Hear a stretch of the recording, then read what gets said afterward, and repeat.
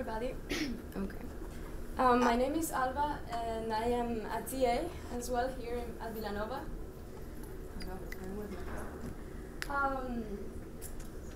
Thank you for the introduction, Manny, because my topic is also related to teaching, but it's focusing on languages rather than humanities.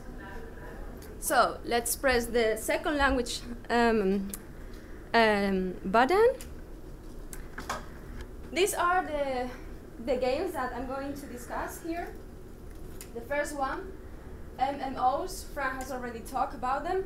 They are massively multiplayer online role-playing games, very long name, such as, for example, World of Warcraft.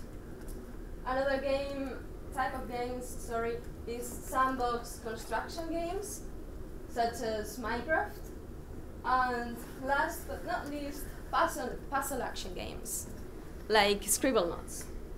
So, what's the link between language teaching and video games? Why is it so suitable, if that's the approach? Well, if we take a look very quick at one of the most current approaches to teaching, the task-based approach, the teaching languages, of course, we learned that this kind of teaching has to be inductive, that is more student-centered rather than teacher-centered. Students have to be the protagonists of their classes, of the learning, is their journey. There has to be a task in the class, and this task needs to be as real as possible to their daily lives, so that they can feel engaged to it, so that they can feel the motivation behind it.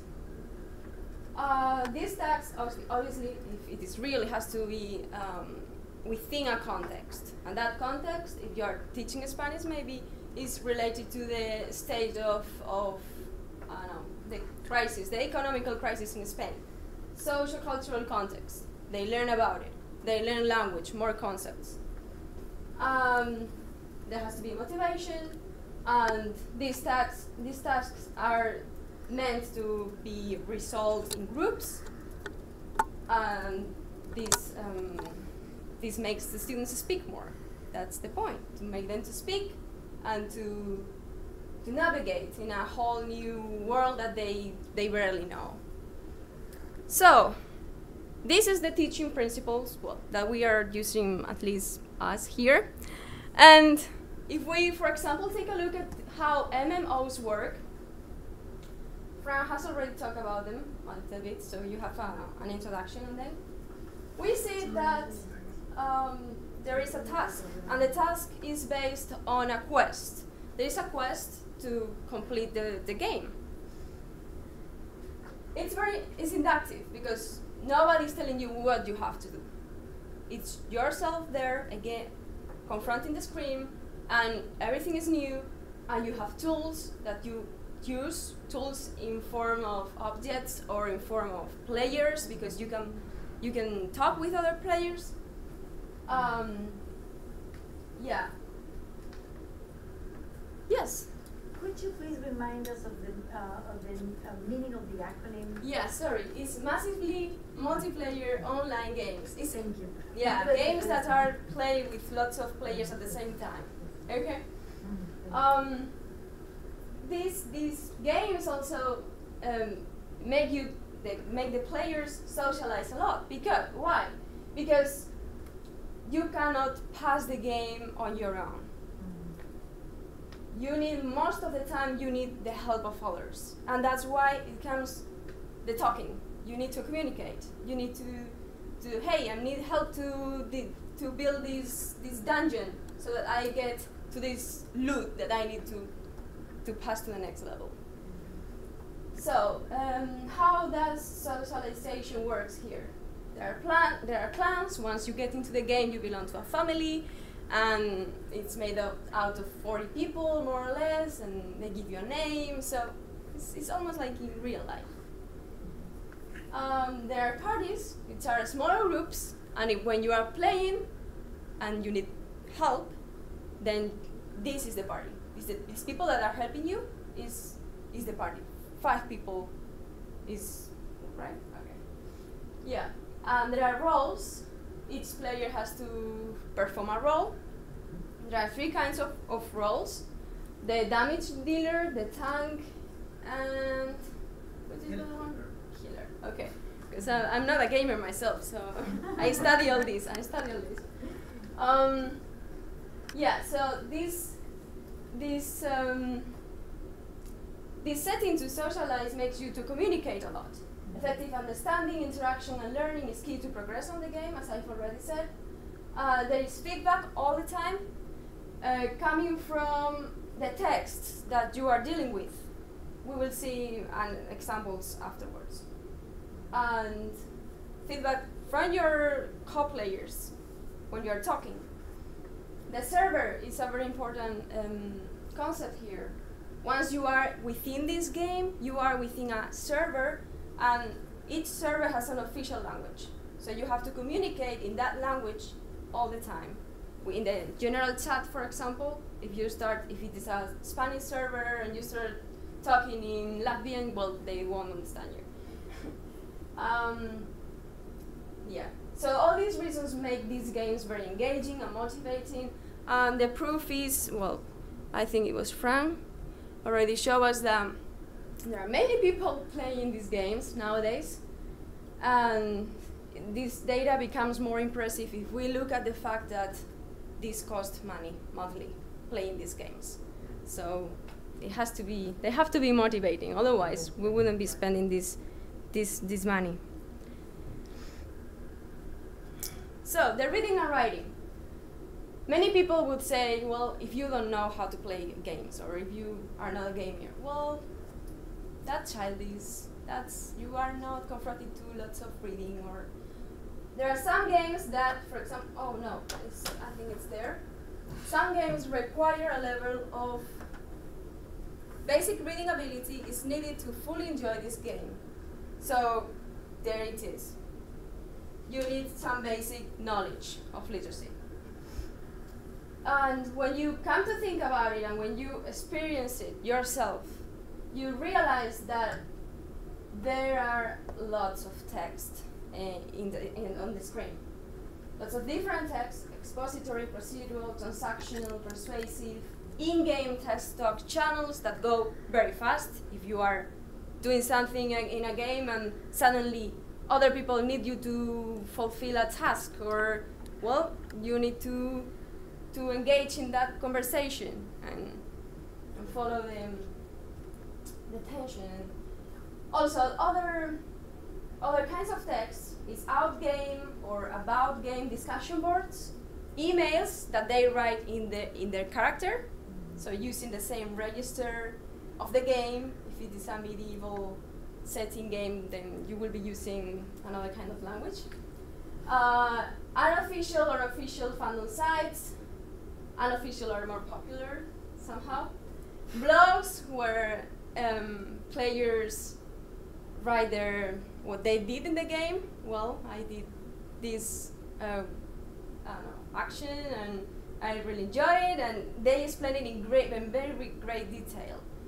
And it's amazing because they do it because they like it. And then fan fiction about the games. This is an example of some of the texts that you might have on the screen. On the left you have the mission, on the left up you have the mission, and then the chat there. But if you look at the next one, then you see even more text. And again, the mission, the quest here, the chat going on there, and all those names of the different players that are online, they're playing in the same place as you.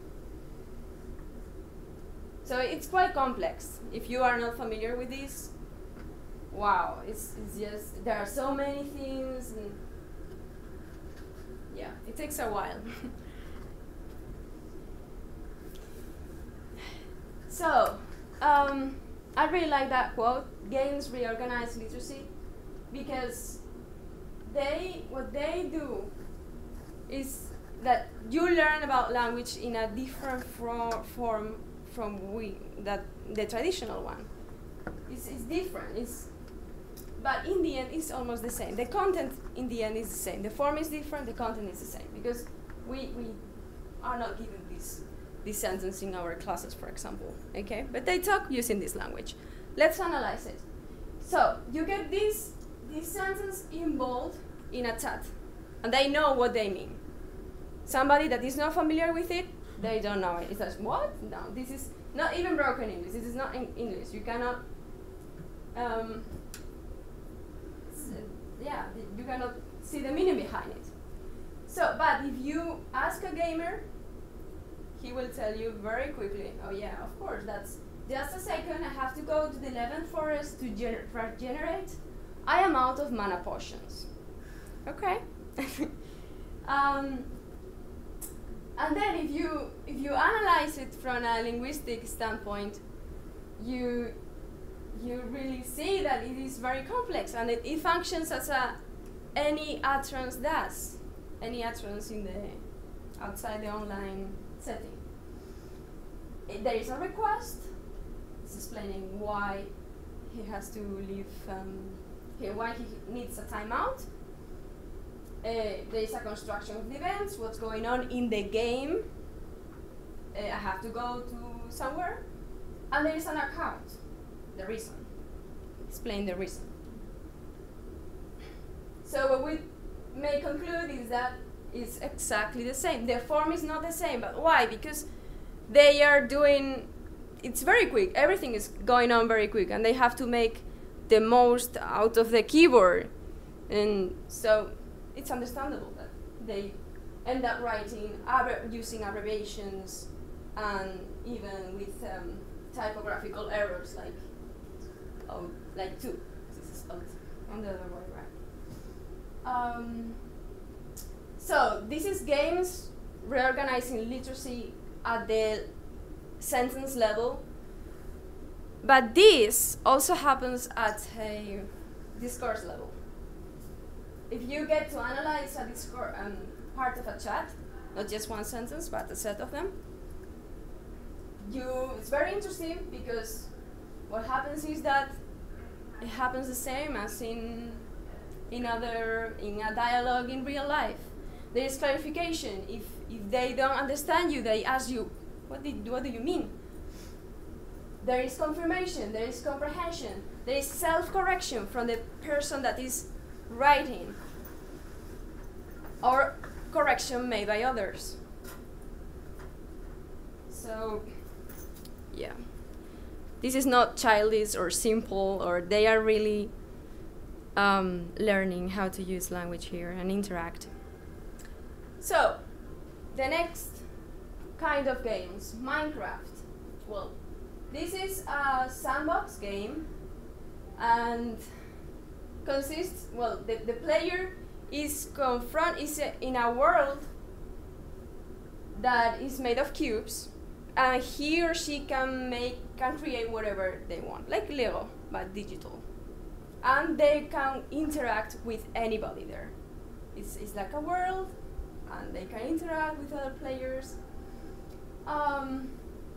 The amazing thing about this program is that very recently they created Minecraft EDU, and this is a project that started in Finland, I think, Finland and the US. And the project consists of bringing Minecraft to the classroom to teach history, mathematics, or language. And so far there are 1,000 schools across the world using it, up to 20,000 students using it. So that proves that it's very successful. The project, they try to make it affordable because it's understandable that not every school has the same conditions, like they have computers, but they are doing their best. And how to apply it to language? Well, every cube has a label with what it is, like grass, and it says grass. So you can put it in Spanish if you are teaching Spanish. Every cube in Spanish. So they are learning more vocab. Or you are the teacher, and you're saying, okay, let's create a server, and only for Spanish speakers, so that your class goes into the server and is forced to use Spanish to coordinate their actions where they are building something. So they have to use Spanish, they are learning vocabulary, and it's a way to get to communicate more and learn about collaboration as well. So let's look at an example. This is a video taken from a computer professor in New York City. Second graders learning, well, you will see. Wait a minute, Anderson, did you go to the front desk? They told you to go to room 107? Okay. Wait, can I get a room too? Can I ring the bell? Ding, ding, ding. There's nobody at the front desk. I'm in room 109. Should I just go upstairs? Well, I'm hungry. Can I get a bite to eat first? This way? Okay. Do you see the labels there? Oh, I love it. It's great. I'll sit here. I'll sit with you, Mr. Levitt. Okay. Oh, you'll sit with me? Thanks, Anderson. Okay. The table too. Okay. What you holding there? A furnace? Oh, you're leaving? Oh, it took too long. You're out of here. No service? All right. You know what? I changed my mind. I think I'm going to go check into my room upstairs. I'll come later. Oh, more customers.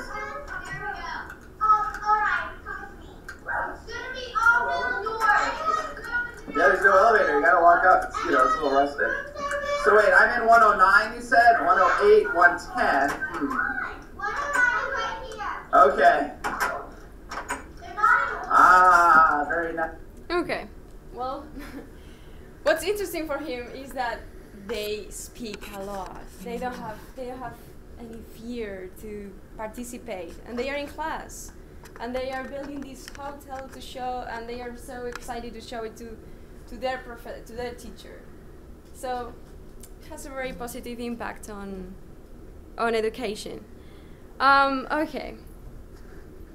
Oh. Another game. The last type of games. Scribblenauts. A puzzle action game. This game centers around Maxwell and his quest to obtain star rights. Well, the thing is that he obtains them by solving puzzles. And those puzzles are solved by creating objects. So, for example, let's see. Well, this one. Give me something to help me grow. And what the player has to do is to go to the notebook and write something that he will need to make him grow. Okay? So you're using your imagination and you are writing.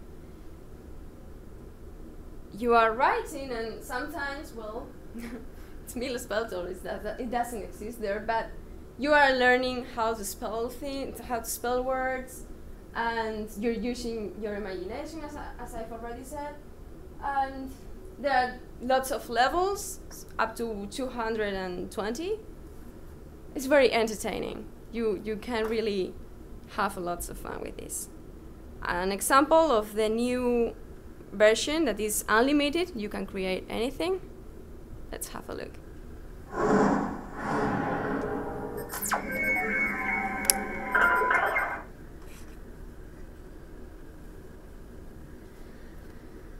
The best-selling, award-winning game is back.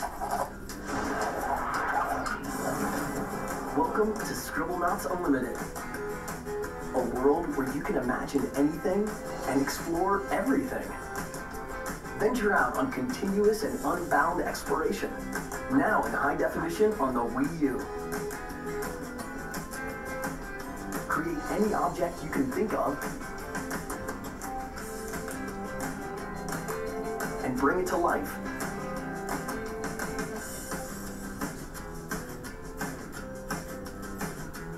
once you've created it, share your creations with friends.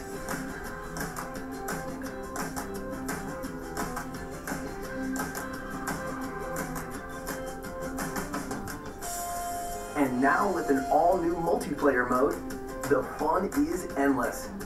And finally, learn the tale behind Maxwell's magical notebook. Help Maxwell by using the most powerful tool in his world, your imagination.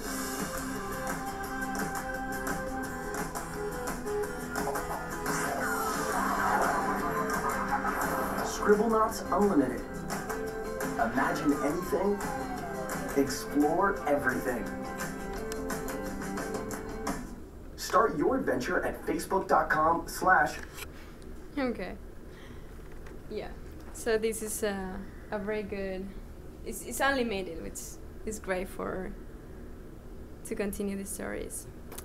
Okay. So as conclusions, I think that video games offer a way to overcome challenges of the classroom, of the language classroom, because, well, it puts performance before competence. They are not afraid to make mistakes when interacting, or, well, they need to interact well because that really, affects the action later. So there are well-ordered problems, language in use through action. Players learn by doing, as Manuel said. There are intercultural collaboration with, again, in these servers there are millions of people from all over the world. Interaction occurs at all times. It reduces the cost of failure in that sense, because even though if you fail, you never quit, you never give up. You want to carry on playing, so you continue. And it's a very good platform to work on pragmatics, syntax, semantics, and discourse practices, which are really enacted, and that cannot happen in the classroom. It's very limited. Yeah, and I like this motto that was used in the conference of Active in 2013. Stop preparing great classes and start creating great assignments. Simon's video games would be a very good example. And, well, I wanted to show you and to share with you some of the latest books that came out. The one on the left, Digital Games in Language Learning and Teaching, that is from 2012.